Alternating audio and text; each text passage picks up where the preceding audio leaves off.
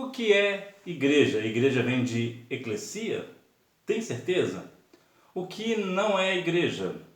O que são os desigrejados? O que são os igrejados?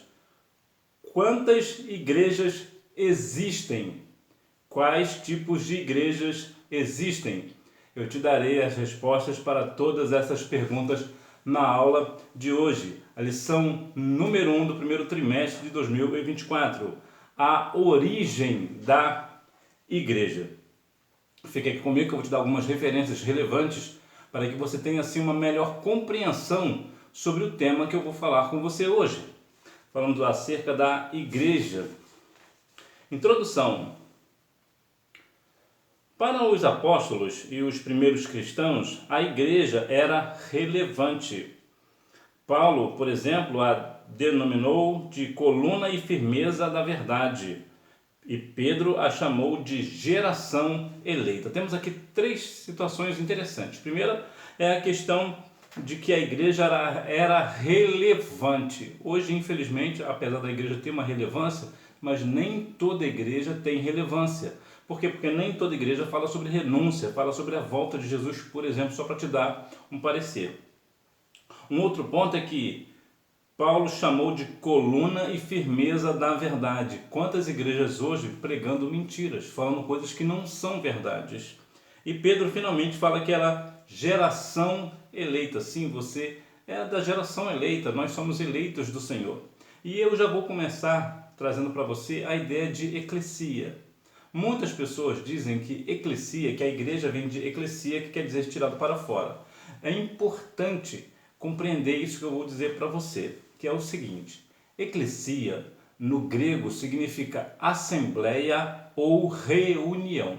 Algumas pessoas tentam forçar um pouco a questão do significado, dividindo a palavra eclesia, mas a verdade é que ela significa assembleia ou reunião. Agora, a igreja de Cristo, essa sim foi chamada para fora.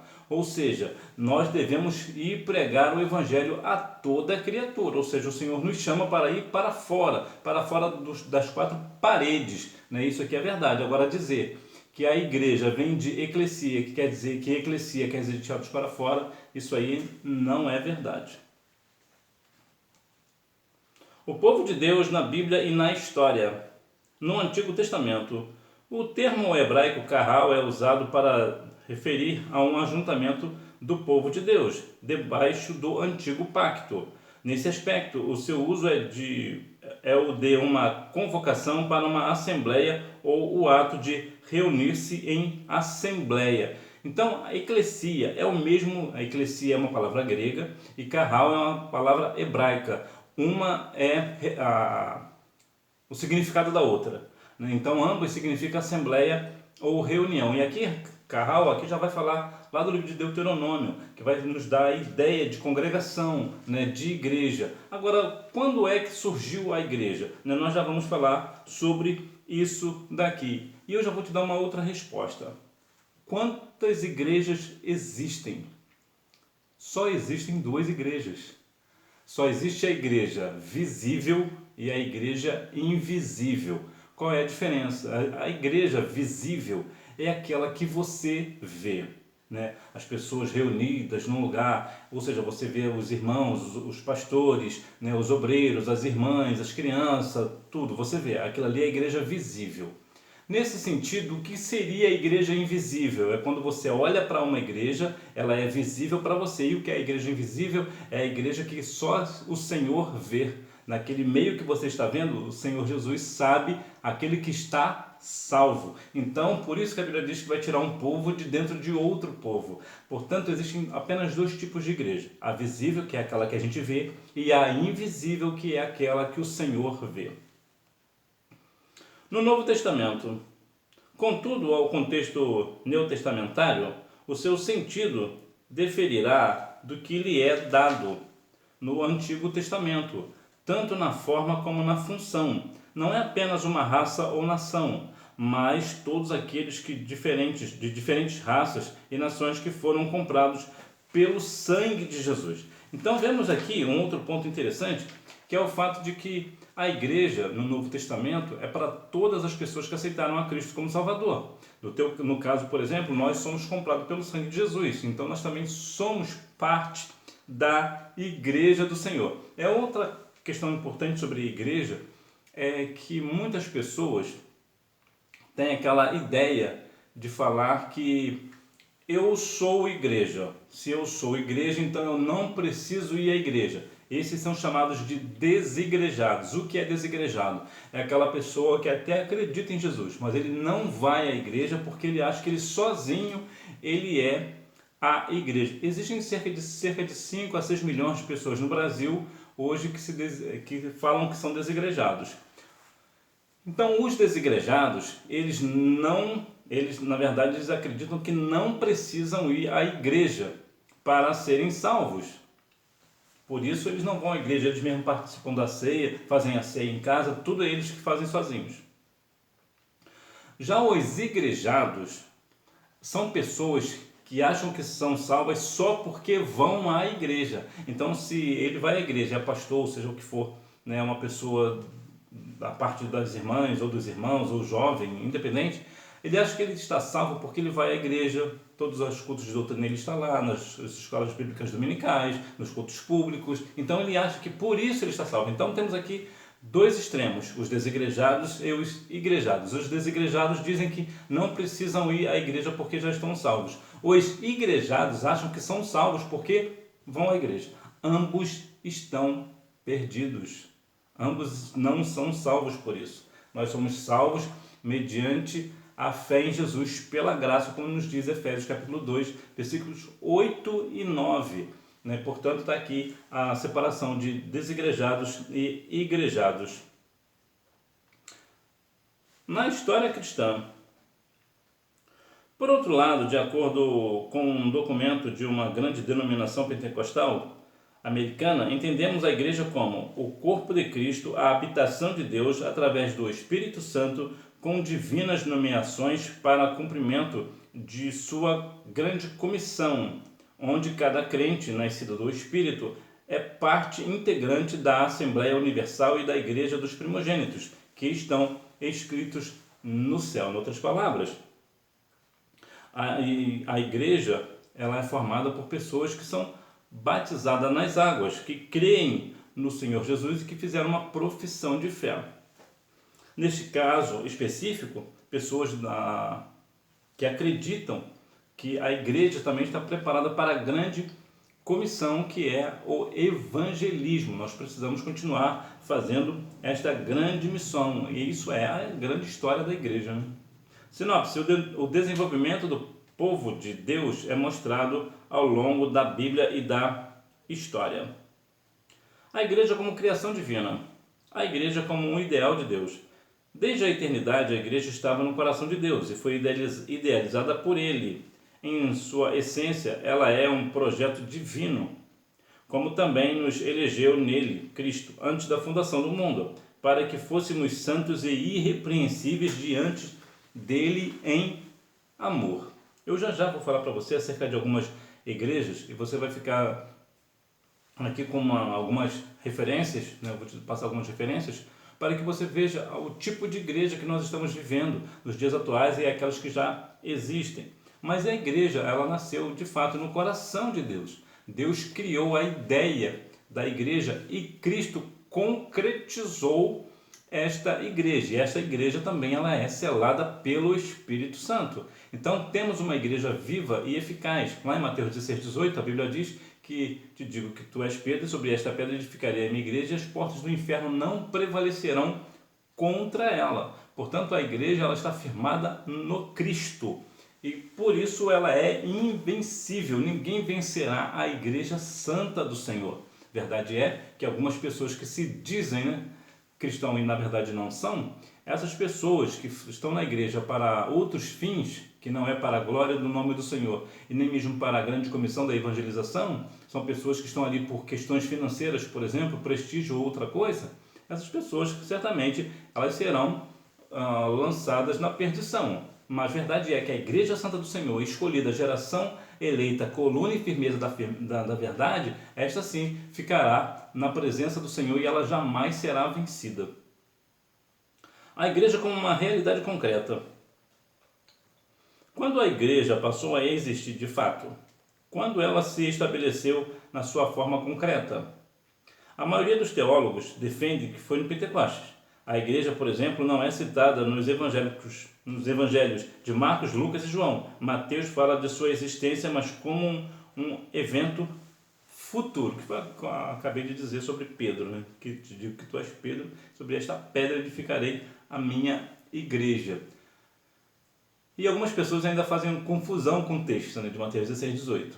Bom, quando Jesus perguntou a Pedro quem ele era, Jesus disse: Pedro, quem eu sou? Vamos dizer aqui rápidas palavras. E Pedro disse o seguinte: tu és o Cristo, o Filho do Deus vivo. Aí Jesus respondeu: e eu também te digo que tu és Pedro, e sobre esta pedra que você disse que eu sou o Cristo, eu edificarei a minha igreja. Portanto, a igreja ela é firmada em Cristo e não em Pedro, como por exemplo os católicos acreditam. Os católicos acreditam que a igreja foi fundada em Pedro, o que é impossível. Primeiro porque Pedro é um homem falho, não ressuscitou. Então a igreja, se fosse fundada, firmada em Pedro, a igreja do Senhor, o cristianismo seria só mais uma religião. Nós seríamos o pior dos miseráveis dos homens. Não teríamos nenhuma esperança. A igreja no Pentecostes. Depois do Pentecostes, Lucas destaca que todos os dias acrescentava o Senhor à igreja aqueles que se haviam de salvar. Dessa forma, a igreja que existia apenas no coração e na mente de Deus se tornava uma realidade concreta quando o Espírito Santo é derramado no Pentecostes após a ressurreição de Jesus. Vemos ali no Pentecostes, no capítulo 2 de Atos, a igreja propriamente dita se concretizando, ou seja, se tornando real. É o famoso sair do papel, né? O Senhor Deus, ele criou a igreja no seu coração e agora, Cristo quando veio, depois que Cristo morreu e ressuscitou, no dia de Pentecostes, verdadeiramente ela começou de fato a existir. Claro, o Senhor, a forma de, quando eu falo que saiu do papel, é uma forma de dizer que ela se tornou real para nós, porque para Deus ela já era real, ela já existia. Porque eu gosto muito de uma expressão que diz que Deus só começa quando termina. Eu acho muito interessante essa questão, porque Deus, quando começa algo, é porque ele já terminou, ele sabe o final, ele já sabe o projeto inteiro. Então Deus só começa quando termina. Eu gosto muito da expressão. Então veja que o Senhor, ele fez ali, Deus criou em Atos 2, de fato, a igreja concreta para nós. Né? Aí nós começamos a entender. Por quê? Porque o Espírito Santo foi derramado, as pessoas começaram ali a compreender de fato que a igreja ela foi de fato tirada para fora. Verdadeiramente ela foi criada para falar para todas as nações, tribos e povos. Sinopse: a igreja surgiu com o ideal de Deus na eternidade e tornou-se realidade concreta no Pentecostes. A igreja como comunidade dos salvos, regenerados pelo sangue de Cristo. No Pentecostes, o apóstolo Pedro disse: arrependei-vos e cada um de vós seja batizado em nome de Jesus Cristo para perdão dos pecados. Com essas palavras, o apóstolo Pedro estava dizendo como se dá o ingresso de uma pessoa na igreja, ou seja, por meio do arrependimento e do batismo. Ou seja, como é que a pessoa vai entrar para a igreja? Eu vou me aderir àquela igreja ali. Não, não é assim. Eu não vou simplesmente chegar, agora a partir de hoje eu quero ser dessa igreja. Não é assim. Eu preciso fazer o quê? Eu preciso arrepender dos meus pecados e depois ser batizado nas águas para aí sim entrar para aquela igreja, para fazer parte daquela igreja. Existe uma questão muito curiosa na minha vida, que quando eu tinha cerca de uns 5 anos, mais ou menos, eu passei em frente a uma igreja. Aí eu perguntei para minha mãe: mãe, o que é isso? E minha mãe respondeu: isso aí é uma igreja, meu filho. E eu pensei comigo: quando eu crescer, eu vou ser dessa igreja. E de fato, eu cresci, me converti a Cristo e estou nessa igreja até hoje. Faz aí alguns dias, né? Tem um pouco mais de 20 anos estou nessa igreja. Eu já era da igreja, me desviei, depois voltei para a mesma igreja. Então veja que existe, não é uma questão de aderência, né? Eu vou aderir àquela igreja ali, não. Eu precisei o quê? Me arrepender dos meus pecados, reconhecer a Cristo como meu único e suficiente Salvador, descer as águas para depois fazer parte da igreja. Então, por quê? Porque aí eu fui regenerado por Cristo. Então é isso que as pessoas precisam compreender. Porque, de modo geral, algumas outras religiões, é só chegar, eu quero participar dessa religião, pode chegar aqui e está tudo bem. Não precisa mudar absolutamente nada. O cristianismo é diferente. O cristianismo existe renúncia, precisa ter mudanças, como vemos, por exemplo, o caso de Zaqueu, em Lucas 19, vemos, por exemplo, o caso de Saulo, né, que era perseguidor de cristão e depois virou perseguido. Então há uma diferença, precisa haver uma mudança de caráter, não é só uma mudança física, né? Uma física que eu digo de aparência, né? Terno e gravata, por exemplo. Não é só isso. Precisa ter um interior, né? O caráter. Né? Esse sim é o principal. Selados pelo Espírito Santo. Já foi dito que a igreja tem sua origem no dia de Pentecostes. Por meio do Espírito de Deus, somos batizados no corpo de Cristo. A igreja, então, passamos a fazer parte dela. Como foi dito, nós somos batizados e assim somos ingressados no corpo de Cristo. Nós devemos a cada dia mais compreender que nós somos selados pelo Espírito Santo. E o selado, há uma diferença entre selado e batizado. Nós precisamos ter uma certa diferenciação. Selado, no modo geral, por exemplo, se você tem um pouco mais de idade aí, você imagina, por exemplo, a época das cartas. A carta recebia um selo por fora. Então, aquela carta estava selada. Então, ela era colocada nos correios e os correios entregavam ao destinatário. Essa é a ideia da igreja selada, da pessoa quando é selada com o Espírito Santo. Ela recebe uma marca, as pessoas sabem que aquela pessoa é selada, ela é diferente. Agora, quando ela é batizada com o Espírito Santo ou no Espírito Santo, algumas pessoas mudam aí, uns falam no Espírito Santo, outros com o Espírito Santo, aí muda, porque já vem os dons. Então há uma diferença nesse negócio. O batismo de Cristo e do Espírito. O apóstolo Pedro, que exortou os presentes no dia de Pentecostes a se arrependerem, também disse: e receberei o dom do Espírito Santo. Aqui é uma questão muito curiosa, que é a respeito receber o batismo com o Espírito Santo e com fogo. Eu já falei aqui em outras ocasiões, eu vou falar mais uma vez. O cristão, ele não é batizado com o Espírito Santo e com fogo. O cristão, a pessoa que verdadeiramente é salva na pessoa de Cristo, ele recebe o batismo com o Espírito Santo e ponto.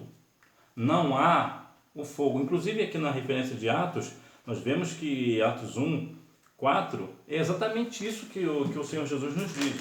Vejam bem, eu vou ler aqui Atos capítulo 1, versículo 4. Olha bem como é que está o texto.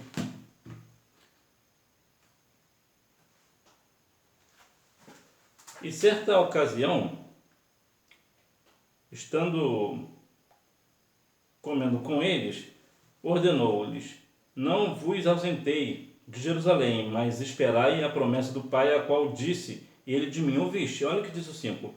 Pois João batizou com água, mas vós sereis batizados com o Espírito Santo. Cadê o fogo? Não existe fogo no texto. Não muito depois desses dias. O que estava falando aqui para nós? O cristão ele não é batizado com o Espírito Santo e com fogo, ele é apenas batizado com o Espírito Santo, porque o fogo é para arrependimento. Como nós já somos arrependidos, então nós não precisamos. Porque quando alguém fala assim, alguém é batizado com o Espírito Santo, mas o outro ali é batizado com o Espírito Santo e com fogo. Parece que aquele que é batizado com o Espírito Santo e com fogo, parece que ele é superior ao outro, mas não é. Por quê? Porque é o mesmo Espírito. Então não existe a questão de ser maior ou menor. Todos nós somos iguais. Sinopse: como comunidade dos salvos, a igreja é a reunião dos regenerados pelo sangue de Cristo e selados pelo Espírito. Conclusão: a igreja, portanto, não foi idealizada por homem algum, nem tampouco está fundada sobre teses humanas. O seu fundamento é Cristo, que é a cabeça da igreja. Por isso é um grande privilégio fazer parte da igreja, o corpo de Cristo. Portanto, a igreja ela é constituída por Deus, ela foi concretizada por Cristo, ela foi idealizada por Deus e concretizada por Cristo e selada pelo Espírito Santo. Portanto, não é uma invenção humana, como muitas pessoas dizem, principalmente os desigrejados. A gente fala muito sobre este negócio.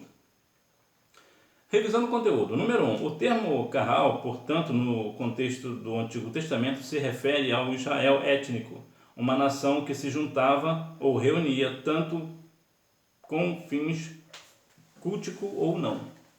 Número 2. O termo grego eclesia se refere à igreja cristã. Número 3. Desde a eternidade, a igreja estava no coração de Deus e foi idealizada por ele. Número 4. O ingresso de alguém à igreja não se dá por adesão, mas pela conversão. Número 5. Por meio do Espírito de Deus, somos batizados no corpo de Cristo. A igreja, então, passamos a fazer parte dela. Nós temos isso em nossa mente, no nosso coração, e, portanto, eu vou passar aqui para você algumas referências interessantes sobre igreja. Por exemplo, a igreja de Éfeso, lá em Apocalipse 2, 3 e 4, era uma igreja perseverante, que sofre pelo nome de Jesus, mas que tinha deixado o primeiro amor. Quantas igrejas hoje têm deixado essa questão do primeiro amor? A igreja de Esmirna, Apocalipse 2, 9 e 10, era uma igreja atribulada e pobre, apesar de ser rica.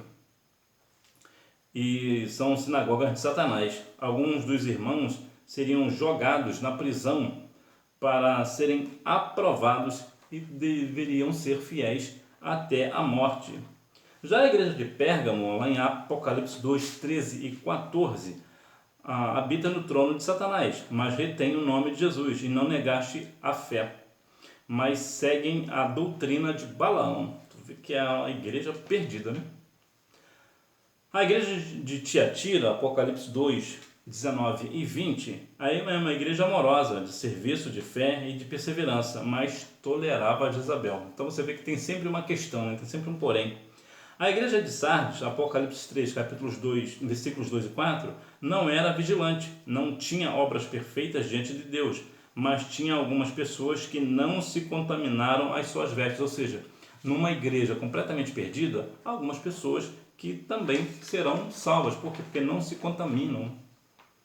A igreja de Filadélfia, Apocalipse 3, versículos 8 e 10, é uma igreja de pouca força, mas que guardava a palavra e não negava o nome de Jesus, guardava a palavra da perseverança. Vemos aqui algo interessante. O importante não é ser fortão, o importante é não negar o nome de Jesus. Lá em Jeremias 9, 23, 24 e 25 nos dá um norte. E lá pelas tantas vai falar que não se glorie o forte na sua força, mas aquele que se gloriar, glorifique-se nisso, em saber que eu sou o Senhor. A igreja de Laodiceia, Apocalipse 3, versículos 15 e 17, era uma igreja que nem era quente e nem era uma igreja morna. Aliás, era uma igreja nem fria nem quente, era uma igreja morna. E que se acharia sendo coitado, miserável, pobre, cega e nu. É interessante a questão de quente ou frio, porque muitas pessoas pensam que ser frio aqui é no sentido espiritual. Não era bem isso, era mais uma questão das fontes de águas que existiam nas cidades, que uma era quente e a outra era fria, e ambas eram boas para a saúde por razões diferentes, mas como existia tipo uma tubulação, vamos assim dizer, que ao chegar na cidade ela chegava morna. Então, como ela chegava morna, essa água não servia. Era por isso que Jesus falava não ser quente nem fria, até porque Jesus não vai querer uma igreja fria no sentido espiritual. Então, quando o termo fala quente ou fria, esse fria aqui não é frieza espiritual. Jesus não estava falando da frieza espiritual, até porque, como eu já falei, Jesus não iria querer uma igreja fria, não faz nenhum sentido. A igreja de Coríntios, lá em 1 Coríntios capítulo 11, versículos 21, 27 e 30, já nos traz algumas questões preocupantes. Era uma igreja que tinha necessidade de alimentos, outros se embriagavam, ou seja, enquanto uns não têm nada, outros tinham muito, né? E até se embriagavam. Comem e bebem a ceia do Senhor indignamente. Existiam também pessoas fracas, doentes e outros que dormiam. E na igreja de Coríntios existia até imoralidade sexual, pessoas o filho, por exemplo, que abusava sexualmente da sua madrasta, como vimos em 1 Coríntios capítulo 5, versículo 1. Então, isso aqui são alguns tipos de igrejas que existem, e existem muito mais por aí. Mas nós devemos nos ater e saber que o Senhor Ele está conosco. Ele é o Senhor da igreja. É Ele que nos fortalece, Ele que nos fortifica. É nele que nós precisamos estar a nossa fé firmada no Senhor Jesus, que é o dono da igreja, né? Que nós venhamos a cada dia mais compreender que nós fazemos parte da igreja de Cristo, que iremos morar nas mansões celestiais. Se a aula de hoje foi edificante para a sua vida, compartilha com aquela pessoa que, assim como você, também gosta da Escola Bíblica Dominical. E eu desejo a você uma boa aula, um excelente trimestre. E você me vê na próxima aula, se Deus quiser, às quartas-feiras, 9h30 da manhã. Tchau!